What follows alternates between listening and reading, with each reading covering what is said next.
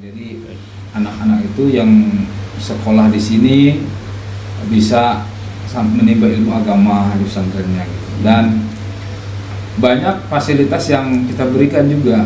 Oke. Contohnya misalkan untuk anak yatim kita gratiskan, Bang. Itu di SMK Al Warsodong, Pak Haji? Iya, di SMK Al Warsodong itu kita gratiskan selama 3 tahun, Bang. 3 tahun ya, Pak Haji? Jadi anak itu tinggal sekolah aja, mau sekolahnya aja. Oke. Gitu. Dan juga untuk keluarga pribumi, ya, di awal tahun itu memang kita boleh dibilang untuk masuknya kita gratiskan.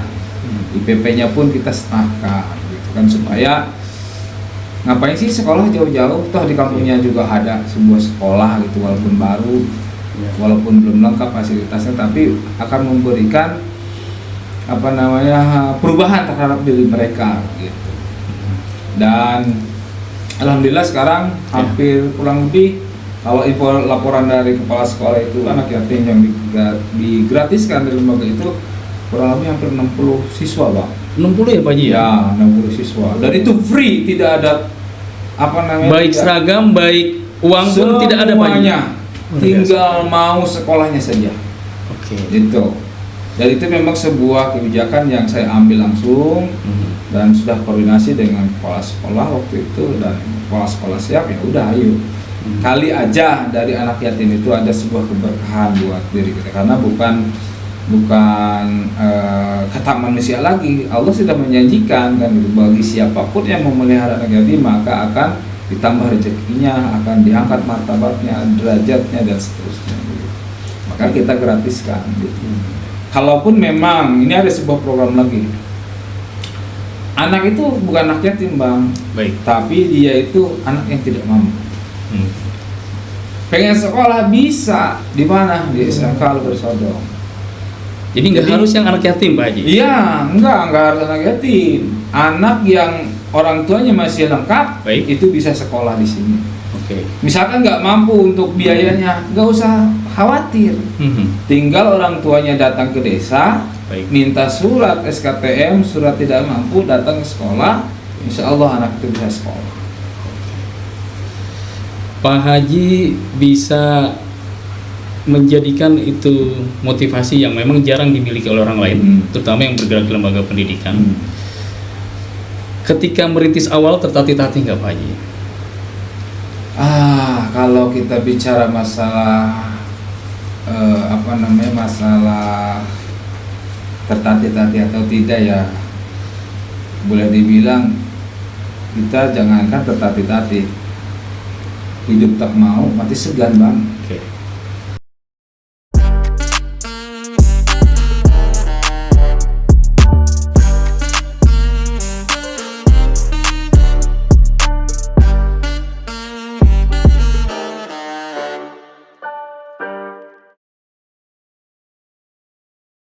Assalamualaikum warahmatullahi wabarakatuh.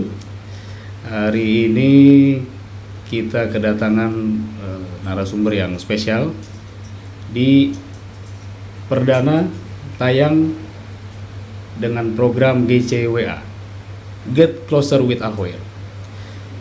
Nah, kali ini saya ditemani seorang narasumber berdasarkan informasi sangat konsisten di bidang pendidikan.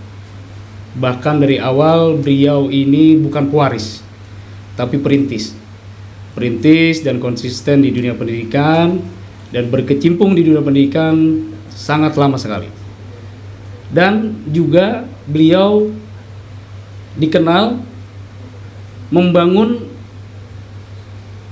pendidikan atau dunia pendidikan bisa menyasar ke beberapa masyarakat yang kurang mampu. Seperti apa perjalanannya? Tentu saja sekarang saya ditemani dan sudah hadir bersama saya Bapak Haji Khairuddin. Pak Haji, apa kabar Pak Haji? Alhamdulillah sehat, Bang. Alhamdulillah Pak Haji. Ini kalau ketemu Pak Haji ini ibaratnya kayak ketemu kangen Pak Haji. Jadi seperti saya itu dikunjungin oleh orang tua atau seperti abang saya sendiri. Gimana Pak Haji kesiapan dan kesigapan atau kesibukan sehari-hari? Ya, alhamdulillah kalau kesibukan ya setiap orang pasti sibuk gitu ya.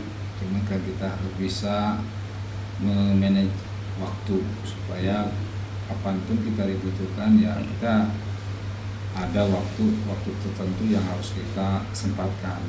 Seperti tadi misalkan datang ke sini kan lumayan memakan waktu ya. Kalau misalkan kita menggunakan kendaraan roda 4 ya hampir 1 jam lah ke sini. Karena memang ini hari yang spesial, saya diundang ke Alka TV untuk progres berkaitan dengan sebuah lembaga ya. Saya sempatkan datang walaupun saya sebelum sempat ngopi dan makan siang gitu kan. Cuman ya mau gimana lagi kita harus menyempatkan itu karena bagaimanapun juga ya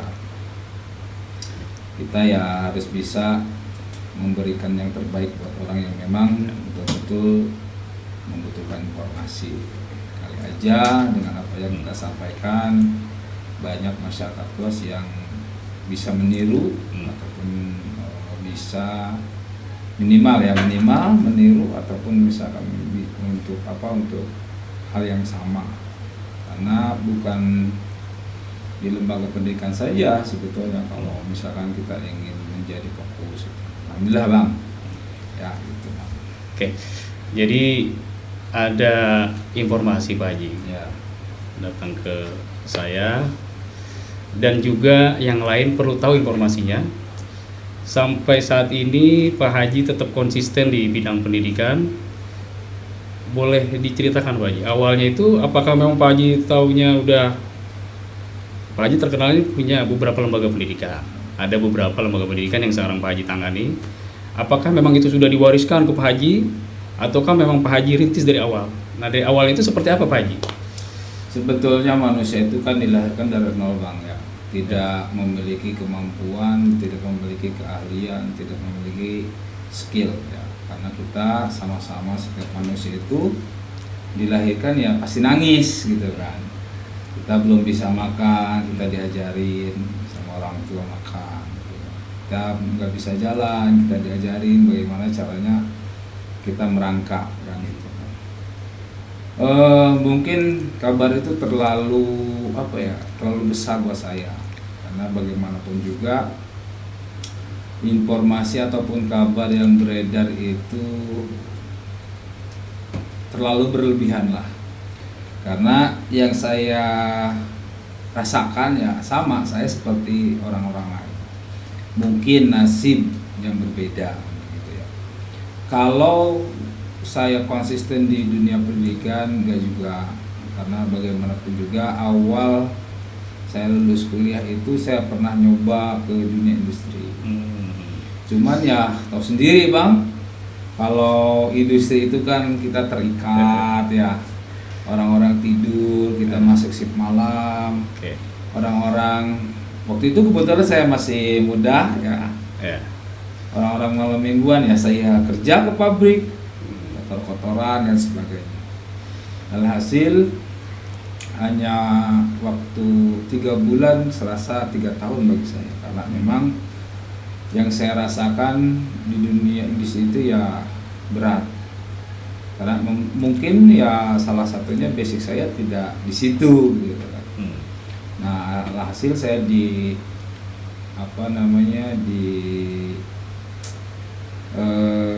suruh ya, waktu itu masih ada orang tua, saya disuruh untuk menjadi seorang guru.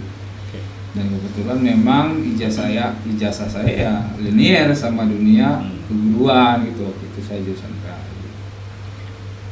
Nah, 2003 saya melamar, kebetulan paman punya MTS ya, saya di situ mengabdi kurang lebih hampir 14 tahun lamanya ya, untuk jadi guru mapel waktu itu. Karena untuk tingkatan MTS itu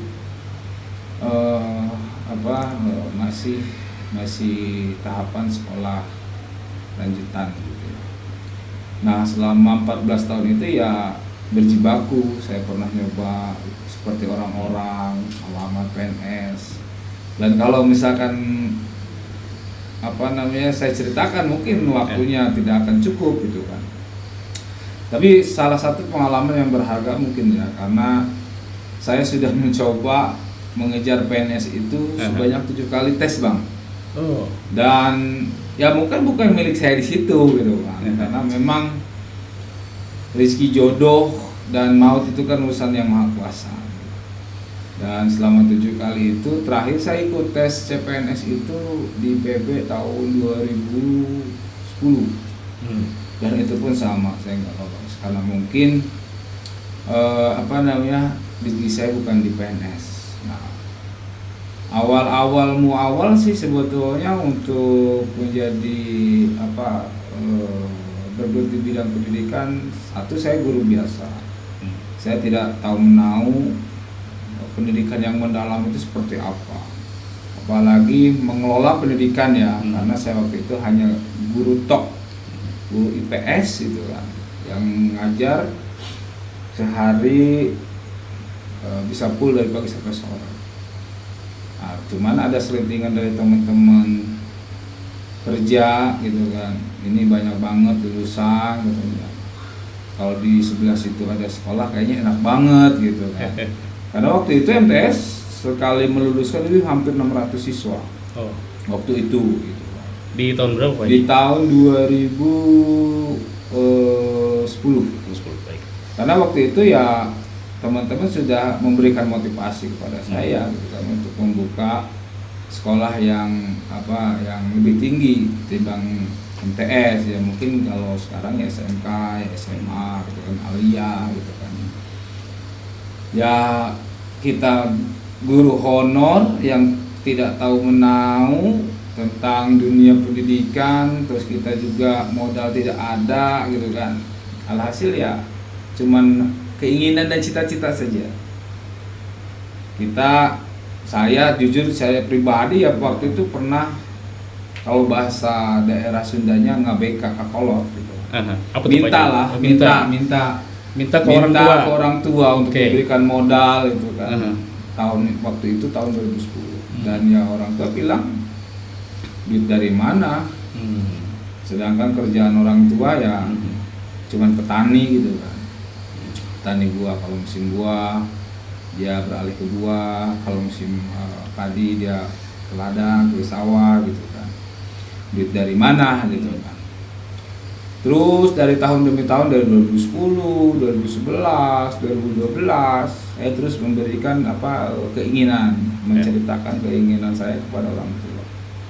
Didukung oleh kakak saya, dan waktu itu ya mungkin sudah rezeki dari Allah Subhanahu wa taala. Waktu itu orang tua punya sepetak tanah yang sedikit nyambung dengan tanah mertua waktu itu.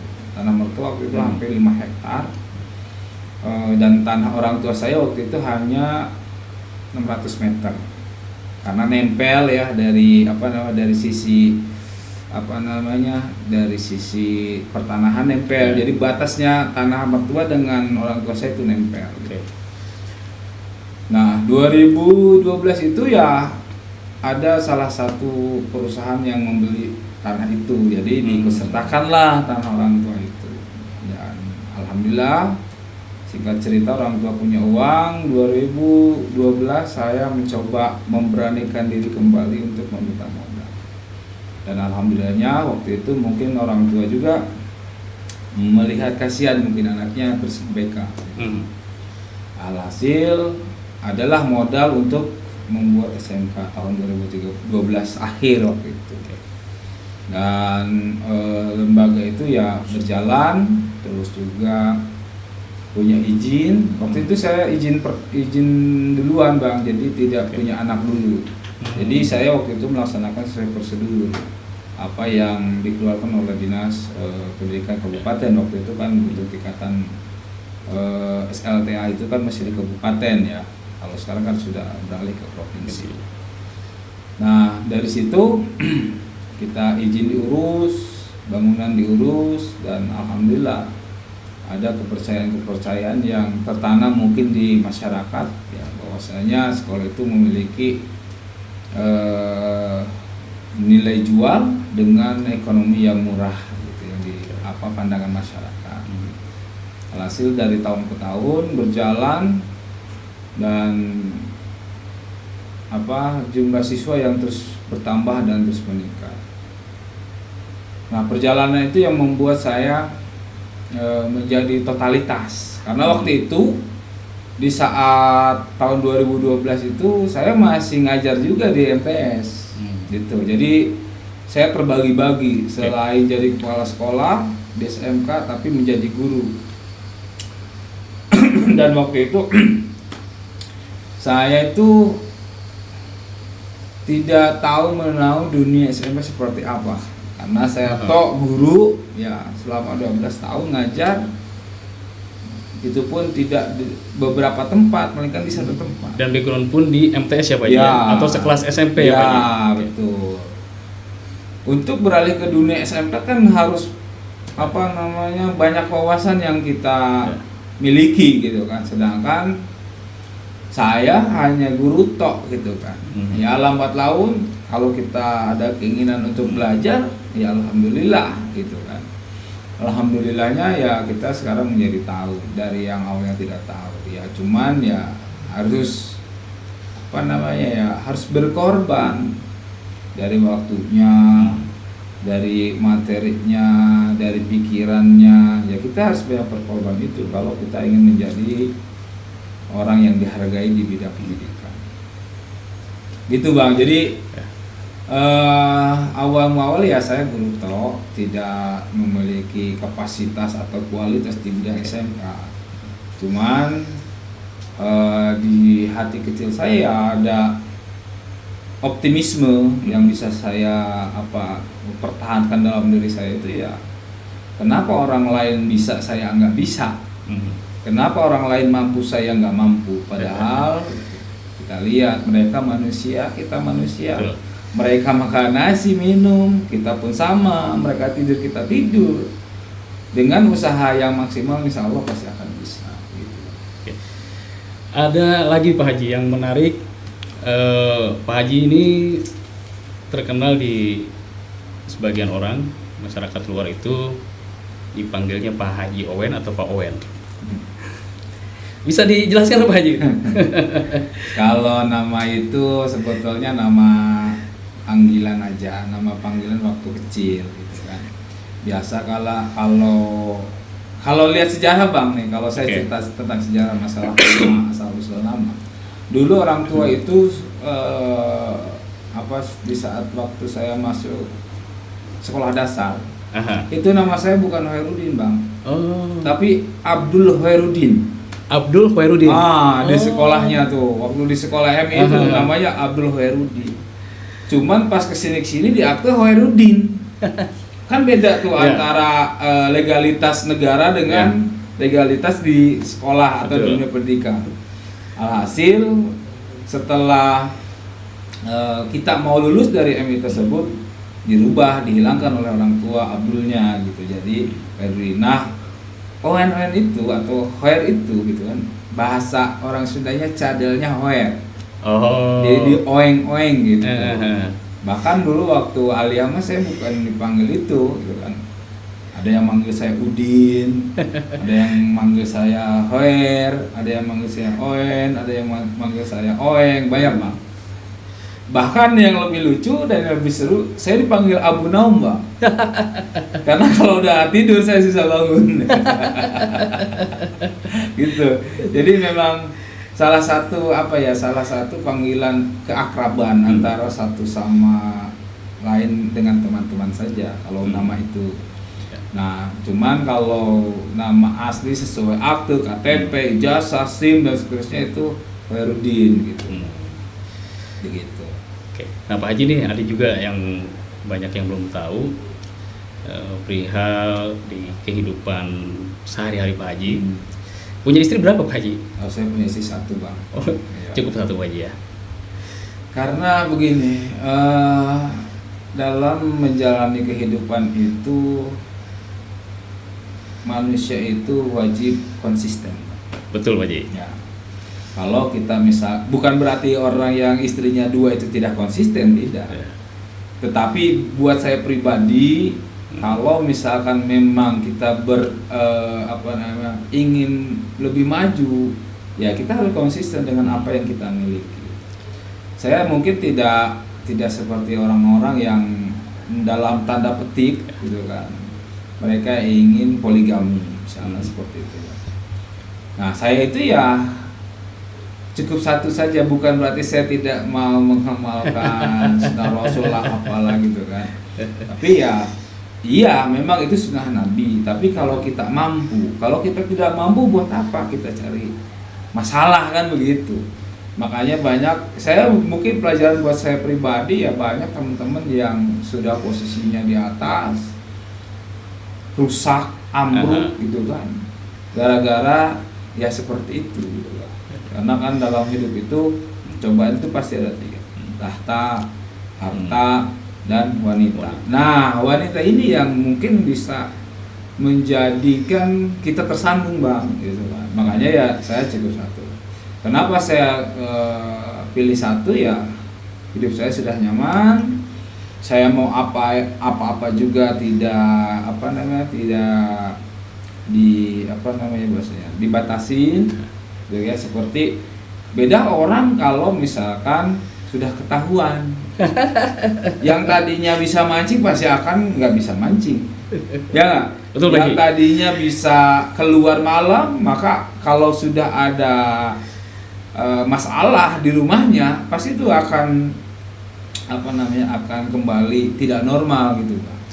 Bukan berarti saya menolak untuk poligami, tidak. Kalau itu bagi yang mampu, ya jujur saya mungkin belum mampu, dan saya sudah merasakan bahwa hidup saya ini apa sih yang mau dicari lagi? Toh keluarga sudah ada, anak sudah pada besar, saya tinggal fokus mencari bekal anak-anak saya dan keluarga saya, baik di pendidikannya, baik di agamanya, baik di kehidupan atau kebutuhan sehari-harinya. Tinggal itu kok yang saya butuhkan. Saya tidak muluk-muluk.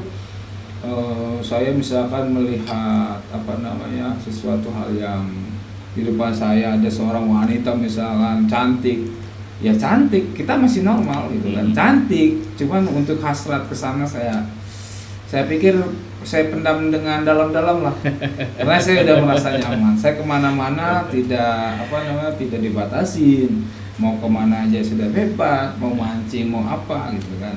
Itu salah satu mungkin kebebasan yang diberikan oleh istri saya. Dan intinya ya kita harus saling percaya sama kedua belah pihak. Begitu, Bang. Nah, itu menarik, Pak Haji. Jadi tadi boleh minum, Bang, ini, Bang? Silakan, Pak Haji. Boleh minum. Silakan. Kita apa adanya nih, Pak Haji nih minumnya. Jadi kalau Pak Haji mau pesan kopi pun kita sediakan. Oh, gitu ya. Cukup inilah. Cukup ini, Pak Haji. Ya. Jangan pernah minta minum 2 gelas. Oh, karena gitu, 1 gelas aja nggak bakalan habis. Apalagi tambah 2 gelas. Wah, yang ada mah paket trok gelasnya itu. Oke, Pak Haji. Pak Haji tadi bicara soal kesibukan Pak Haji ini sangat luar biasa.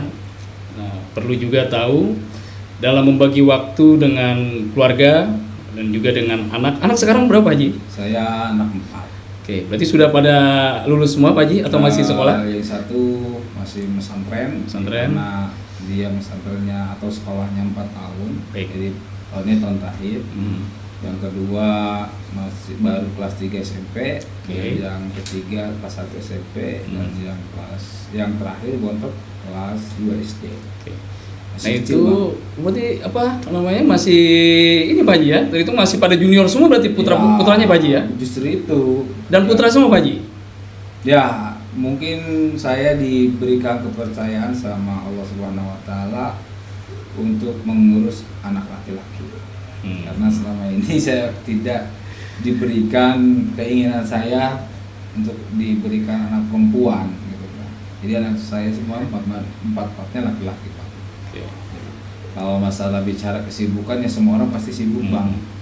Cuman ya kita harus bisa memanage waktunya tadi gitu kan. Bagaimanapun juga ya setiap orang pasti sibuk. Setiap orang pasti punya pekerjaan dan punya kesibukan. Nah, kalau kita misalkan tidak bisa memanage waktu, maka kita akan tenggelam oleh kesibukan itu. Nah, oleh sebab itu kan kita harus bisa memanage waktu sebaik mungkin. Kapan kita berada di sini, kapan kita berada di sini, kapan kita berada di, dan seterusnya. Nah, itu kita harus betul-betul bisa memanage waktu. Tapi ingat, kita harus betul-betul tanggung jawab dengan apa yang sudah kita perbuat, begitu. Sehingga segala sesuatu yang kita lakukan, kalau misalkan kita tidak bertanggung jawab, ya semuanya akan jadi sampah, semuanya akan ditelan oleh masa dan waktu. Makanya ya kita harus betul-betul fokus, harus betul-betul tanggung jawab terhadap apa yang sudah kita perbuat, lakukan. Insya Allah pasti akan ada hasil yang maksimal. Oke. Jadi banyak poin-poin tadi penting yang Pak Haji sampaikan. Makanya sampai saat ini Pak Haji ini awet muda Pak Haji ya. Berapa sekarang usia Pak Haji? Saya usia, kalau dibilang awet muda ya alhamdulillah, dan terima kasih, hanya aja nih yang bilang saya awet muda ya. Kalau dilihat dari awet muda tidak juga Bang. Orang yang bisa terlihat tua itu karena pemikiran yang tidak bisa dikeluarkan, pemikiran yang selalu dipendam, pemikiran-pemikiran. Jadi kemauan itu tidak bisa terlaksanakan karena adanya keterbatasan. Sekarang kalau misalkan saya boleh dibilang awet muda ya alhamdulillah, gitu. Usia saya sekarang menginjak 45 Pak. Oke. Kalau dibuka peci pun ya udah banyak yang putih nih. Sudah meninggalkan dunia hitam Pak Haji. Ya. Begitu.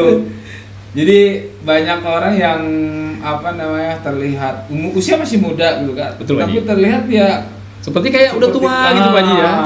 Itu ternyata kalau setelah kita lihat banyak pemikiran-pemikiran atau keinginan-keinginan tersebut yang tidak bisa terkeluarkan, terapresiasikan begitu, sehingga dipendam. Kalau sudah dipendam kan pemikiran muncul. Kalau sudah pemikiran ya gimana mau semangat?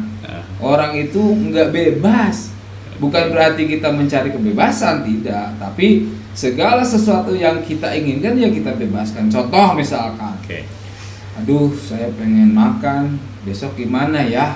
Cari kerja sekarang susah, uang juga pas-pasan, adanya buat hari ini. Nah kebanyakan orang itu mereka selalu pikirkan.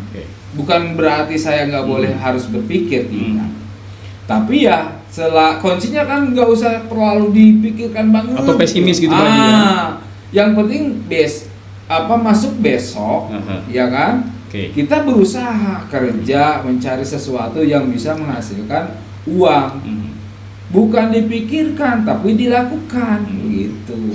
Makanya pasti semua orang kalau merasa bisa seperti itu, saya yakin pasti awet muda, gitu. Jadi jangan cuman dipikirkan tapi kita lakukan. Pasti kalau keinginan itu hanya dipikirkan maka tidak akan timbul solusi. Melainkan yang ada ya timbul penyakit kan begitu ya. Makanya ya udah nggak usah dipikirin mendalam, perlu sewajarnya saja dipikirkan. Tapi nggak usah mendalam banget gitu. Tinggal kita proses melakukannya gimana nih caranya besok. Nah gitu. Makanya ya untuk bisa terlihat awet muda mungkin posisinya seperti tadi Bang.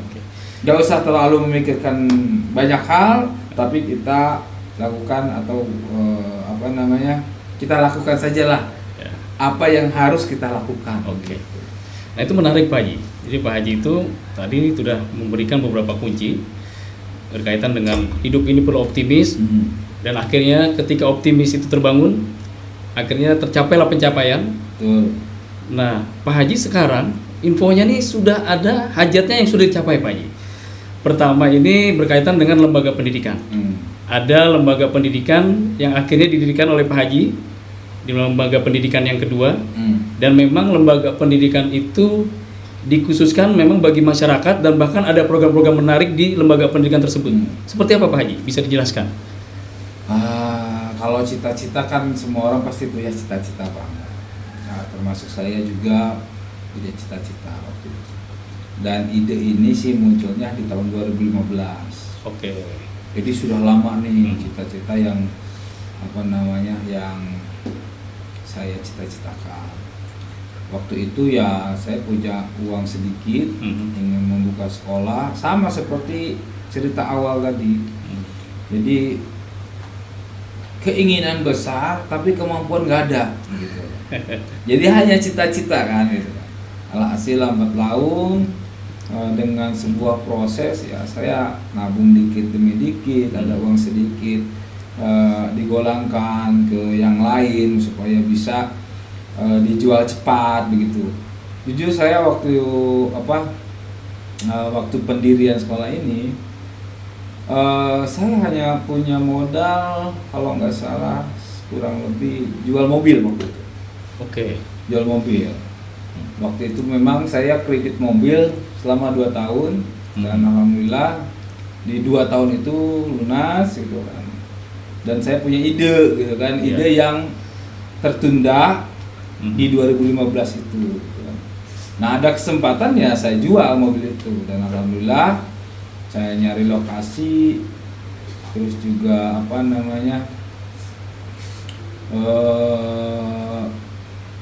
yang pas buat sebuah lembaga. Oke. Saya carinya enggak yang mahal Bang. Oke. Saya carinya sesuai kemampuan saya. Kalau misalkan tanah ini terlalu mahal ya uang nggak ada mau jadi apa kan begitu murinannya. Jadi ya istilahnya menabung atau mencicil punya ini kita jual kita alihkan ke sekolah, punya ini kita jual kita alihkan lagi ke pembangunan seperti itu gitu Bang. Dan ada satu cita-cita yang belum tercapai karena ini baru satu lembaga. Saya sih punya cita-cita dan komitmen dengan kepala sekolah yang sekarang saya tunjuk. Apa nama lembaganya Pak Haji, bisa disebutkan? Lembaga yang sekarang ini adalah lembaga SMK Al-Khair Sodong. Oke. Nah, itu lokasinya di daerah desa wisata di daerah Sodong. Kenapa kita ambil Sodong? Karena satu masih daerah pegunungan, masih kalau boleh dibilang masih tertinggal, ya. Makanya kita buat lembaganya di daerah tersebut gitu Bang, untuk membangun sebuah daerah yang dalam tanda petik dilihat oleh masyarakat itu agak jauh dari perkotaan. Ya, saya ingin merubah citra itu menjadi lebih baik untuk wilayah Sodong. Karena bagaimanapun juga kalau dunia pendidikan sudah ada dalam satu kampung, maka kampung tersebut akan terangkat harkat, derajat dan martabatnya. Baik.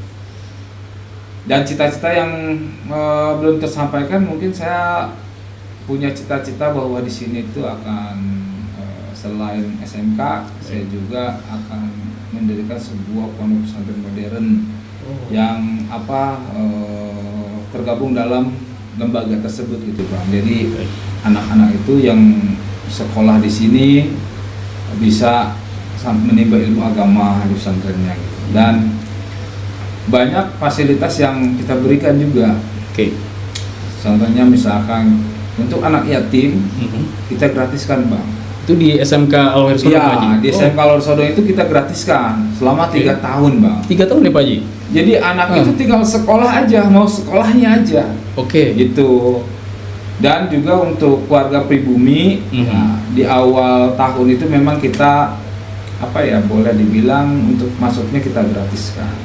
IPP-nya pun kita setengahkan, gitu kan, supaya ngapain sih sekolah jauh-jauh, toh di kampungnya juga ada sebuah sekolah gitu, walaupun baru, walaupun belum lengkap fasilitasnya, tapi akan memberikan perubahan terhadap diri mereka gitu. Dan alhamdulillah sekarang hampir kurang lebih, kalau info laporan dari kepala sekolah itu, anak yatim yang digratiskan dari lembaga itu kurang lebih hampir 60 siswa Bang. 60 ya Pak Haji? Ya, 60 siswa. Dan itu free, tidak ada baik seragam, baik uang pun tidak ada Pak Haji? tinggal mau sekolahnya saja. Oke. Gitu. Dan itu memang sebuah kebijakan yang saya ambil langsung dan sudah koordinasi dengan kepala sekolah waktu itu, dan kepala sekolah siap, ya udah ayo. Kali aja dari anak yatim itu ada sebuah keberkahan buat diri kita, karena bukan kata manusia lagi. Allah sudah menjanjikan kan gitu, bagi siapapun yang memelihara anak yatim maka akan ditambah rezekinya, akan diangkat martabatnya, derajatnya, dan seterusnya gitu. Maka kita gratiskan gitu. Kalaupun memang ini ada sebuah program lagi, anak itu bukan anak yatim Bang, Baik. tapi dia itu anak yang tidak mampu. Pengen sekolah bisa di mana? Di SMK Al-Bersodong. Jadi nggak harus yang anak yatim Pak Haji? Iya, enggak harus anak yatim. Anak yang orang tuanya masih lengkap, Baik. itu bisa sekolah di sini. Oke. Misalkan nggak mampu untuk biayanya, nggak usah khawatir. Tinggal orang tuanya datang ke desa, Baik. minta surat SKTM, surat tidak mampu, datang ke sekolah, insya Allah anak itu bisa sekolah. Pak Haji bisa menjadikan itu motivasi yang memang jarang dimiliki oleh orang lain, terutama yang bergerak di lembaga pendidikan. Ketika merintis awal tertatih-tatih nggak Pak Haji?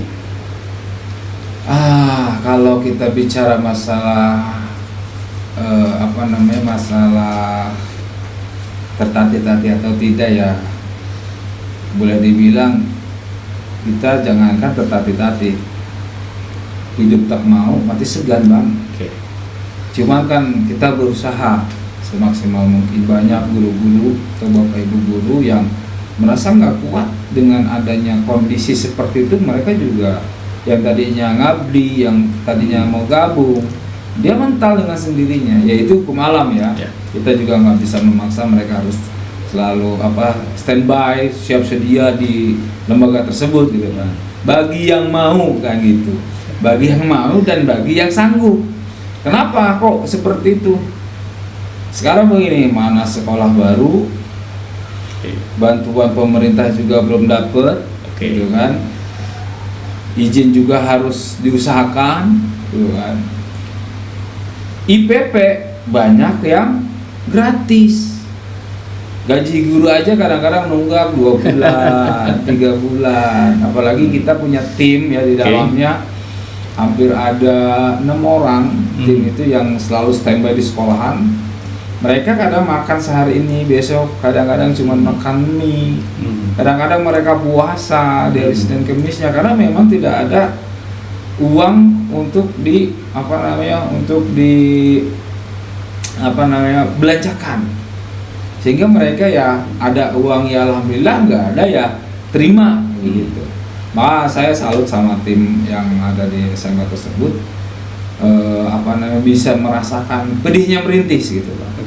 Bukan tim saya yang sedih bahasanya, saya pun ya yang tadinya kalau boleh dibilang sama orang ya apa sih yang nggak bisa bahasanya gitu, mau makan enak juga di mana ayo.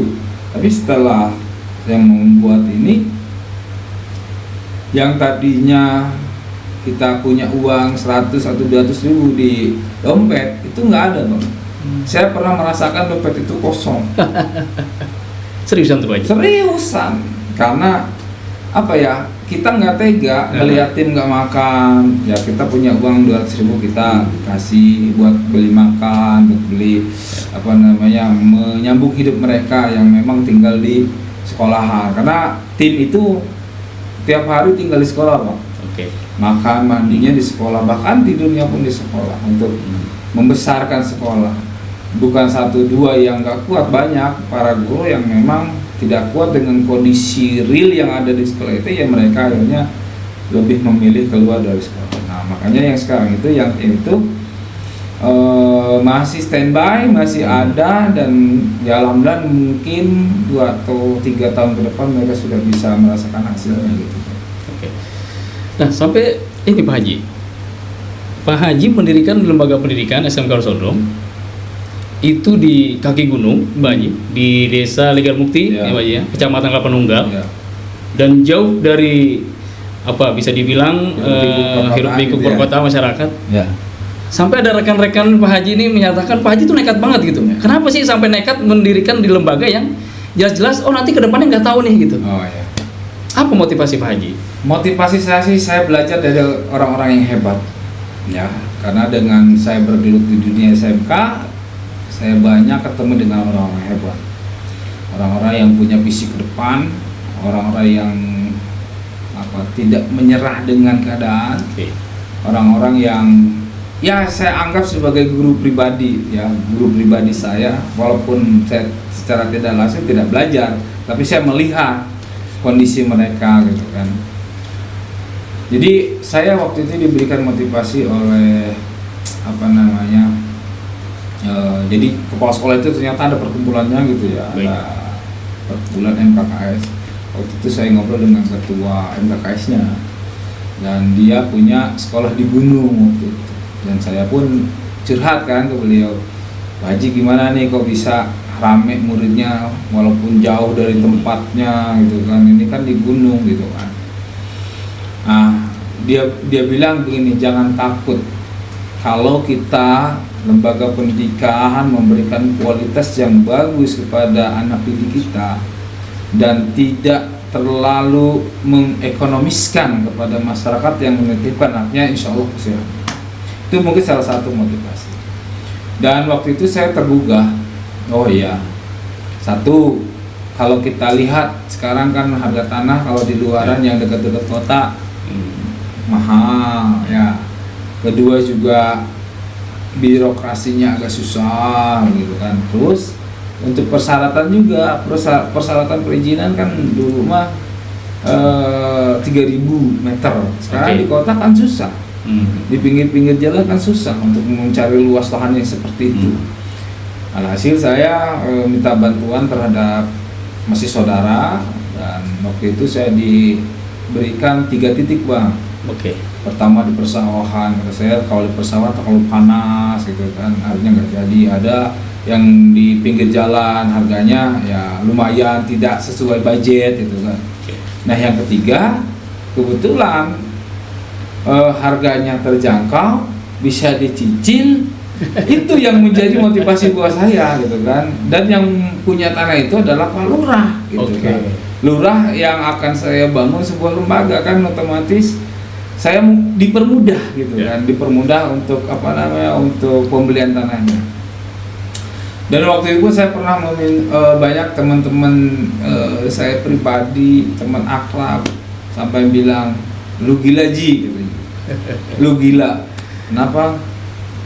Emang siapa yang mau sekolah di gunung?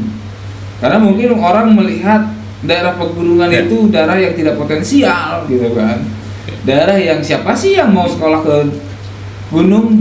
Udah jalannya jauh, belum ada angkutan umum gitu kan. Makanya saya dibilang orang gila sama teman-teman gitu. Bahkan ada salah satu teman juga yang bilang, ngapain bikin sekolah di gunung? Emang siapa yang mau sekolahnya? Sampai bilang binatang yang mau sekolahnya. Nah mungkin itu salah satu motivasi yang menggebu-gebu juga, yang mengubah motivasi saya. Saya akan buktikan bahwa apapun yang mereka katakan ya salah. Kalau dunia pendidikan itu dimanapun berada, ya pendidikan itu pasti akan dicari kalau berkualitas. Contohnya begini aja, negeri, dimanapun negeri berada, negeri itu nggak mungkin di tengah perkotaan, pasti di pinggiran lah. Tapi berbondong-bondong masyarakat itu masih negeri. Nah saya ingin merubah mindset itu. Kita walaupun bukan negeri ya, yang notabene swasta ya, saya ingin merubah mindset tadi. Jangankan negeri saja, swasta pun kalau misalkan sekolahnya itu berkualitas, muridnya memiliki intelektual tinggi, guru didorong oleh guru-guru yang memiliki kemampuan intelektual luar biasa, saya yakin pasti sekolah itu akan berkembang. Nah itu Bang, jadi salah satu motivasi yang membuat saya berani mempertaruhkan semua harta benda pikiran saya di sini. Dan alhamdulillah semuanya sudah saya lakukan. Sampai-sampai istilahnya ya teman-teman dekat saya bilangnya saya gila ya. nggak jadi masalah. Oke. Itu sebuah motivasi buat saya. Dan lembaga itu sekarang baru berjalan 3 tahun, Bang. 3 tahun ya Pak Haji? Ya, Oke. 3 tahun, dan alhamdulillah memang tahun pertama hanya dapat 36 siswa. Oke. Tahun kedua alhamdulillah Bang naik dari 36 ke 130-an. Oke. Dan sekarang nih kemarin yang baru PPDB nih, tahun ini tahun pelajaran 2024-2025 itu saya dapat laporan dari kepala sekolah sudah 220, Bang. Yang masih berarti kan ada peningkatan yang signifikan ya, Pak ya? signifikan, walaupun sekolahnya berada di Gunung tadi. kaki Dan gunung. pernyataan teman-teman tadi bisa terbantahkan. Ya, terbantahkan dengan sangat dan fatal gitu kan. Jadi buat pemirsa, Pak Haji Hoer ini juga pendiri SMK Bina Teknika yang ada di Cilengsi, dan sekarang total siswanya sudah luar biasa di angka 1000 lebih. Begitupun di sekolah yang kedua, SMK Al Hoer Sodong, itu from zero to hero, bisa dikatakan seperti itu, karena dari muridnya hanya puluhan, sekarang sudah mencapai ratusan. Yang kita akan tanyakan ke Pak Haji, dan juga sebagai closing statement di podcast kita hari ini, kunci Pak Haji untuk membangun tim sehingga terbentuklah tim yang solid dan semua lembaga yang Pak Haji kelola itu bisa berjalan. Kata kuncinya apa, Pak Haji? Apa ya? Saya tidak punya kata kunci sebetulnya, Bang. Cuman ya kita di segala permasalahan pasti ada jalannya. Jadi kalau kita ingin maju, maka satu, fokus. Kedua, selain fokus itu, kedua, kita harus bersungguh-sungguh, Bang. Oke. Jadi jangan setengah-setengah. Dan yang ketiga, kejujuran serta keterbukaan. Oke. Itu pasti akan membuat tim itu menjadi solid. Dan jangan serakah. Oke. Itu banyakkan orang serakah yang bisa menghancurkan. Ada pun nggak ada, ya kita bareng-bareng. Gitu. Ya, intinya mah tidak ada perjuangan tanpa adanya hasil yang ingin kita capai. Jadi kadang-kadang saya juga memberikan moto kepada anak-anak itu, ya, mau berhasil, mau misalkan, tapi malas untuk berjuang, maka tidak akan pernah berhasil. Itu kuncinya itu, Bang. Oke. Kalau mau berhasil, maka berusahalah dengan sungguh-sungguh, dibarengi dengan apa? Dengan doa. Oke. Seperti itu, Bang. Sebagai penutup, Pak Haji, closing statement, pesan Pak Haji dari Ketua Yayasan Harifah Ziyad Hoer Al-Jazari buat bekal mereka ke depan, apa yang perlu dilakukan Pak Haji, dan Pak Haji bisa memberikan motivasi itu kepada anak-anak muda. Silakan, Pak Haji. Buat anak-anak SMK Al Hoer Sodong, jangan merasa terkucilkan walaupun sekolah di gunung. Belajar dengan sungguh-sungguh, karena dengan sungguh-sungguh itu cita-cita akan bisa kita raih.